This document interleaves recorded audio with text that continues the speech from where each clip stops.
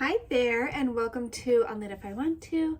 I'm Andrea Maury of Andrea Renee Knits, and today I'm wearing my metamorphic sweater, and I've got some random fiber all over my desk, and I've got some questions to answer that you have so wonderfully asked. So let's get down to it. I will link the sweater pattern below, as always. All right, question number 1. I have had a hard time accurately measuring length while knitting. I feel like it's easy to mismeasure. Is that a word? I think so. Sounds good to me. Maybe not though, because it does have the red misspelled thing. So we'll just go with measure incorrectly, but mismeasure doesn't sound bad. Anyways. I was told try counting rows based on my swatch. My question is, if I'm using the rows per inch based on a blocked swatch, do I use the same rows on the unblocked garment? For example, if my blocked swatch is 5 rows per inch and I need to knit 5 inches, I would just count 25 rows, even though the measurement might not be the same since the garment is unblocked. Thanks for all your help. That is exactly a fabulous idea. So the reason you do want to go off of the rows of your blocked swatch is because if you've knit a nice big old swatch, you don't want to do it off of like a real tiny one, because especially if you're knitting something like, let's say, a sweater or a shawl, the weight of that garment might make it grow a little bit more than what you have in your swatch. So as long as you did a decent size swatch, I like to do about 6 by 6 inches, which would be about 15 by 15 centimeters. And you should be pretty safe. And so you want to go off of those blocked measurements, because that shows how much your garment or accessory, whatever you're making, how much that might grow after blocking. Most yarns do grow at least a little bit, whether that be lengthwise, widthwise, or both. So that is definitely what you want to go off of, and I would do it exactly how you described. So that is one of the reasons why, oh my gosh, I have another bee in here. What is with the bees coming in when I'm trying to record? Okay, it's fine. Everybody's fine. All right. So yes, I love this question because I love that you really gave the answer in such a beautiful way that I think would be so helpful. I totally understand that feeling of being like, am I measuring this right? Because the thing about knit fabric is it's stretchy, and we can kind of manipulate it to be what we want it to be, especially when measuring a swatch. It is easy to just be like, just kind of like pull a little this way, pull a little that way till we get the measurement we want. So generally speaking, when I am measuring, I just try really, really hard to not tug at all anywhere. It's really easy. Like, let's say it says, measure and, knit the body of your sweater till you have 12 inches from your underarm. And it's real tempting to kind of want to just pull on that sweater and then be like, oh, 12 inches. So my favorite way to do it is actually to like lay it out on a table or the floor where I have space. When I don't have space, will often try and do this like on my thigh, and I know it's not as accurate then. And also it's even better if you can move it off onto some waste yarn or the barber cords or a spare needle, just so you can like properly have those stitches spread out so that they're not all bunched and tight together. And then I just like very gently spread it so it's flat, but I really try not to tug. And then I measure, letting like my measurement line, let's say this, here's a needle just sitting here waiting for me. So I have my measurement line like right below my cord line, so it kind of lines up with the edge of my stitches that the loops are coming out of, that's on my needle, if that makes sense. So I just go and I would measure down from there, or up from there, whatever direction. And yeah, remember too that the good thing about knitting is we do want our knitting to be as accurate as it can be with our, that's why we knit a gauge swatch and all those things, because a lot of times we do want it to fit maybe a specific part of our body, whether it be our upper body, our head, our feet. This is one of the reasons why I love shawls, is because you just wrap those around you. Size doesn't matter quite as much. But a good thing to remember to maybe help a little of that measuring anxiety is that knit fabric is so flexible that as long as you're not way off, it's probably going to be okay. You know, if it's off a 1/4 inch, it's probably not going to make or break whatever you're making. Now, if it was off 4 inches, then you have a little bit of a problem. So anyways, just another way to think about it. But I absolutely love the tip. So just to recap, a great idea for if you are struggling with your measuring, or if you just want like a safeguard, you know, it can be really nice to kind of think about it as, this is, I'm going to measure it and then I'm going to see, well, never mind. Take that back. So the tricky thing is if you are using a yarn that grows a lot post blocking, because then you really do need to go off of the measurements of your swatch and kind of trust that and know that whatever it is going to grow quite a bit. So anyways, let's go back to that tip, which was using the gauge you had in your swatch, which hopefully matches the gauge in the pattern. So for example, they said 5 rows per inch, then you could easily just multiply that 5 rows per inch by however many inches or centimeters you need to work. And then you know how many rows you should be working. So for instance, 5 inches, 5 times 5 is 25. So knit 25 rows and you should be in the ballpark of the measurement that you need for that project. So that was a lengthy one where the answer was already included in the question. All right, next question. Hi, Andrea. I'm looking to branch out of knitting stockinette sweaters and try something with texture. How do you go about counting stitches in your gauge swatch when it's not just V's and bumps or purl stitches? Thank you so much. So it really is going to depend on the stitch pattern, how easy it is to still count your stitches. There's going to be some where you're still going to be able to read through that texture pattern, your knits and your purls. But what I think makes it a little bit easier is if that pattern is having you swatch in a specific stitch pattern, look at how many stitches are in a repeat, measure out that many repeats, and then you can divide. Let's say you measure and 3 repeats equaled about 4 inches. Then you could see how many stitches per repeat, multiply that. So I think I had said 3 repeats. So let's say there was 5 stitches per repeat. So now I know I have 15 stitches in my 4-inch measurement.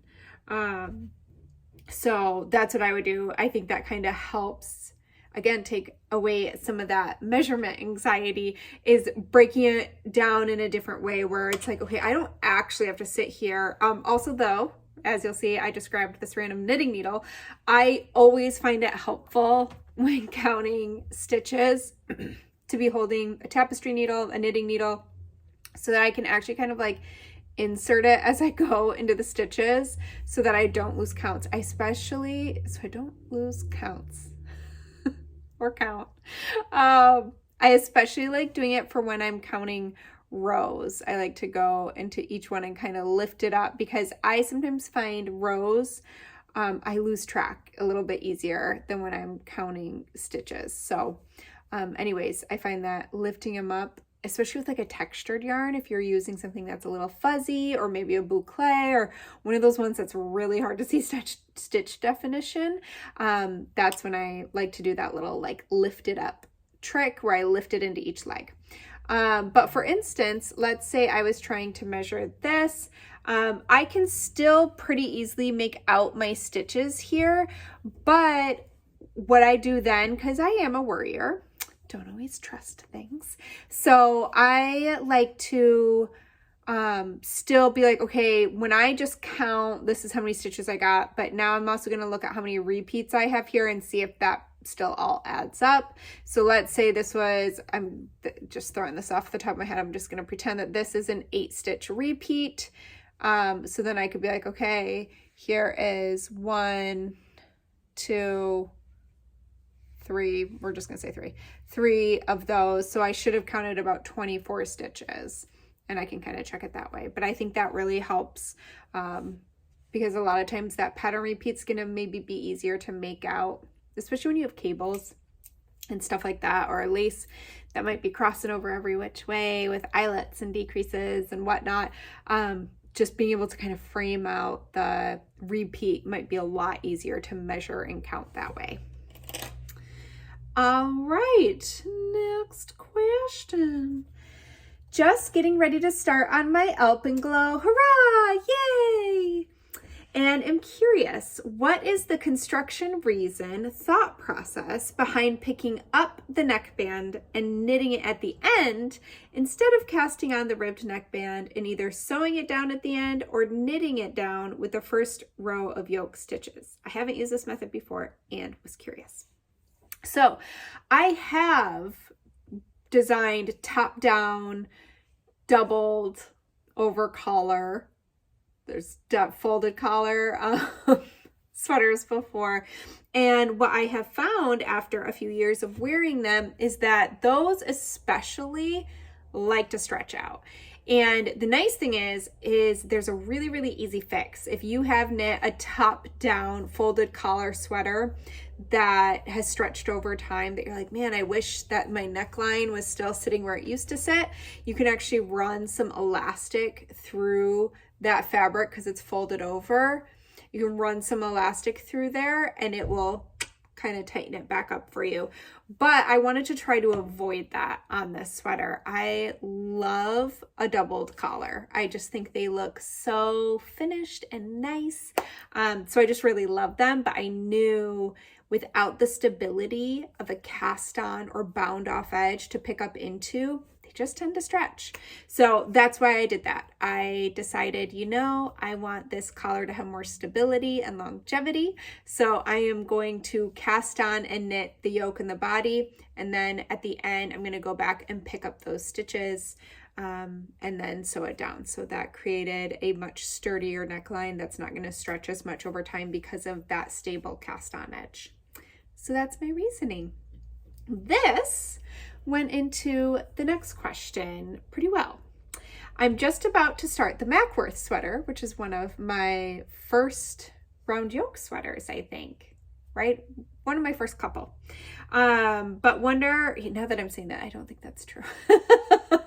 But whatever, it was within the first couple I did. I digress. I'm just about to start the Mackworth sweater, but wondered if I could make the neck snugger, more crew neck than boat neck. How would I do that? Love your designs and love watching this, whatever it is. They said vlog, podcast, show, whatever. I don't know what it is either. Okay, so you have a couple options. You can skip the cast on and just skip the collar and just cast on and immediately jump to the yoke instructions, knitting 1 or 2 rounds just so you have somewhere to pick up into for the collar at the end. And then the nice thing about that is if you do that first, you can go back at the end, pick up stitches for your collar, and you can either pick up more stitches, less stitches to make a tighter neckline on it, or you can just choose to knit it for longer. So you can kind of see on here, I love a 2-inch deep collar. It's like my favorite collar. But you can see how a 1-inch collar on this sweater would make the neckline look a lot more open. So if you want one that looks more like a crew neck, you can also just knit that deeper. The Mackworth sweater has maybe an inch collar. It's not very tall at all, maybe like half an inch. So you just double that, and that is going to help close up the neck for you, or cast on fewer stitches for, and by cast on I mean pick up, for a tighter neck. Your other option would be to maybe cast on less stitches right when you cast on, work your collar, but then you would need to feel comfortable figuring out the math to get up to the amount of stitches you need to start all that yoke shaping, especially because there's the color work stitch pattern in there that you need a specific amount of stitches for. So that's why I think I would default to picking up stitches after. Or if you like the look of, say, this, so this is again the metamorphic sweater. If you like how this sweater is sitting as more of kind of a crew neck, you could cast on the number of stitches called for in the pattern and just knit that for 2 inches and then start your yoke shaping. And I think that'll give you more of this kind of a look, a little less open. All right. Last question. I'm getting through these kind of quick today. My last one was so long. Okay. I am curious about combo spinning. I love, love, love your Attune shawl. Thank you so much. And when you have talked about it before, you mentioned you did a combo spin. Can you please talk about your process for combo spinning? Do you combine different braids of fibers, colors on one bobbin? Do you apply different singles from different braids? I've been spinning for a while, but this is a new concept to me and I'm trying to break out of my comfort zone, which is sticking to working with a single braid at a time. Also, when spinning braids, do you fractal spin them or break them up in different ways? I love how you have combined your hand spun and I'm wanting to try it myself. Thank you so much. So I highly recommend, as I have recommended, I'm just keeping an eye out for my little bee friend somewhere in here. I just want to grab this book that I have shown many a time. So this is Yarn and Texture by Jillian Moreno. And I think this is maybe one of the books that made me be like, why am I not combining all these random braids of fiber I have begun collecting? And she really shows some beautiful examples that will probably very much inspire you. Of combining fibers, like for instance, I'm just going to show this little picture here. That's one where she did just a natural white top undyed, and then she plied it with a braid, a painted braid. And I love how that kind of neutralized the color in it. So I think that's kind of what got me thinking about it. And she talks about all different ways to do this. So you can, I personally, well, I like to play around. But for instance, for the Attune shawl, I took all of the fiber I had from the Hedgehog Fiber Club. From one of their, I think that goes for about 3 months. So I took all that I had and I actually decided to break that up by color. So I dumped all that fiber out and I kind of put like all my pinks over here and all my blues over here. That's kind of how I decided to divide it up. And from there, I had it way stripped down into just like little tiny strips into little like nests. And I piled them in a basket and I just spun from the basket. Kind of, I tended to pick one that I felt kind of flowed into the next one. And then I actually played around with plying. I ended up doing 3 different skeins and plying them differently. So for one skein, it was 2 plies of all the blue yarns or singles. And then I did another skein with all the pinks, which is what ended up in the Attune shawl. And then I did a final skein, which is kind of back here, that was the pinks and the blues. So I'll grab that one and show it to you. Thank goodness for rolly chairs. Okay, so this is the pinks and blues all mixed up. And there's more than just pink and blue in these, but that's kind of like the vague camps I put them in. Still have to decide what to use this for. Okay. So then I've also done multiple combo spins since then that I have shown on here, where one of my favorites is really just to grab between 2 and 3 braids of fiber that I have hanging around. It's a great way to stretch your yardage if you want to do a bigger project like a shawl or a sweater and you have a lot of like single braids of color. This is how I stretch my yardage from that, because if I pick 3 that look like they would kind of go nice together, and I use each braid as a single ply, I now have a 3-ply yarn, and I'm now have 12 ounces of fiber instead of just 4. And that's going to get me a lot closer to having enough yardage to do a bigger project. So for instance, that is what I've recently spun. I have yet to ply this. These are very well rested now. So I have one more here. You can't really see. Boop. So all 3 of these are going to get plied together. I actually looked over the other day and was like, I don't even remember what these all look like. Not the top of the bobbin that I can see.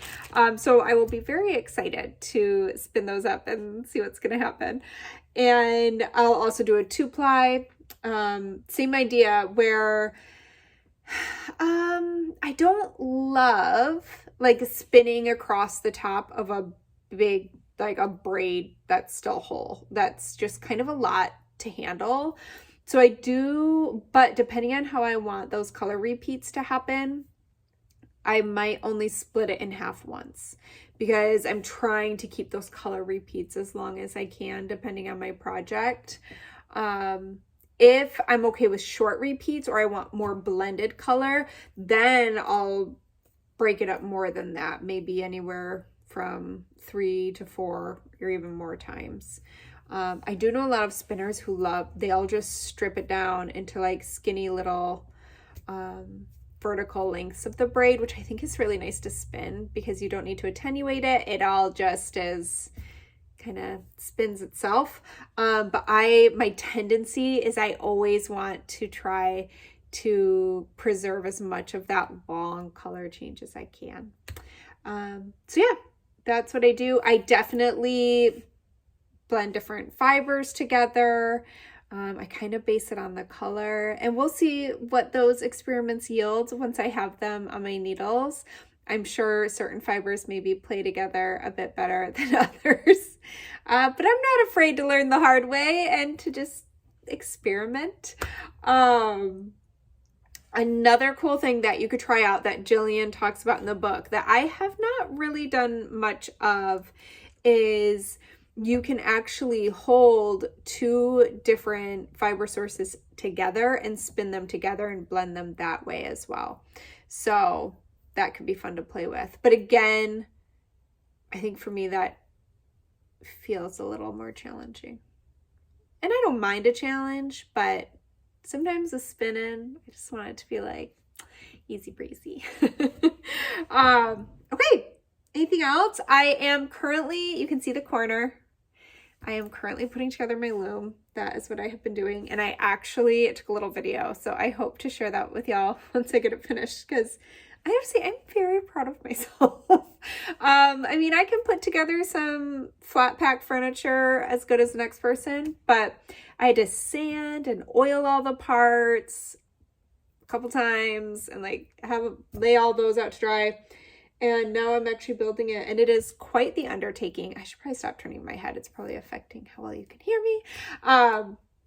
But anyways, as I'm doing it, I feel like I'm learning so much about the loom, and I'm just really enjoying the process. So that's been super fun. So that's what I've been working on. I have my last 2 designs of the year that are jumping on my needles right now. And yeah, that's what's going on here in the DRK studio.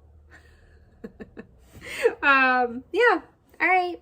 Tell me what you're up to. I love to hear the overwhelming preference for German short rows. There was only a few who were like, I like rapideurs.